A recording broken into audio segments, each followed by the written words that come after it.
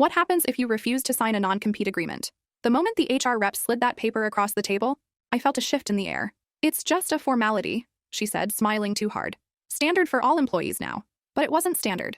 I had been with the company for 3 years. This non-compete clause wasn't part of my original contract. Now they were requiring me to sign it or, well, they wouldn't say it, but the threat lingered in the pause after her sentence. I picked it up and read it, carefully. The language was intentionally vague, but the consequences were clear. If I signed this, I couldn't work in my field for 2 years within a 100-mile radius if I ever left.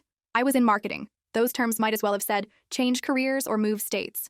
I'm going to need time to review this, I said. Of course, she chirped, but the way she avoided eye contact told me everything. That night, I didn't sleep. I stayed up reading legal blogs, Reddit threads, anything I could find about non-competes. Most said the same thing. If you refuse, they can fire you. If you sign, you're basically stuck. Damned if you do, damned if you don't.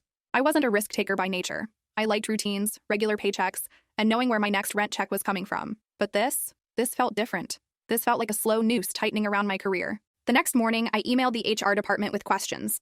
I asked for clarification. Could they adjust the radius, reduce the time limit, remove restrictions for freelance work? No reply. The silence spoke volumes. They didn't want conversation. They wanted compliance. My gut told me not to sign. I loved my job, but I didn't love the idea of being owned. The next day, I walked into my manager's office. I told him respectfully that I couldn't sign the agreement. He frowned and told me to think about my future here. I already had. That was the problem. He said he'd get back to me. 2 days later, I was let go. Position eliminated, they said. Not fired, not laid off, just removed. No severance, no official explanation. I packed up my desk in silence. A few coworkers glanced my way but didn't speak. One slipped me a sticky note that said, "You're brave, stay brave." I was crushed. But here's where the story shifts. I spent 2 months unemployed, terrified, ashamed, and second-guessing myself. I applied to jobs and got ghosted. Interviews would start promising, then fizzle.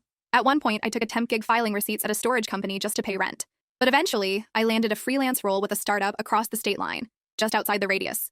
No non-compete, no control tactics, just work. And then something wild happened. 2 former co-workers, brilliant creatives who'd also been forced to sign, reached out.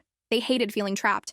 They were watching me build something new, something free. So I invited them in. We started a small agency from scratch. We worked out of coffee shops. We took Zoom calls from bedrooms. We split up tasks using sticky notes and a Google Sheet.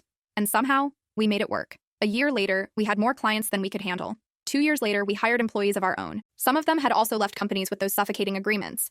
That piece of paper they wanted me to sign was supposed to scare me into submission. Instead, it lit a fire I didn't know I had. I lost a job, but I found something better: freedom. Here's what no one tells you. A non-compete only works if you give up before you start. Yes, it can make things harder. Yes, you may lose something short-term. But sometimes, refusing to sign isn't the end.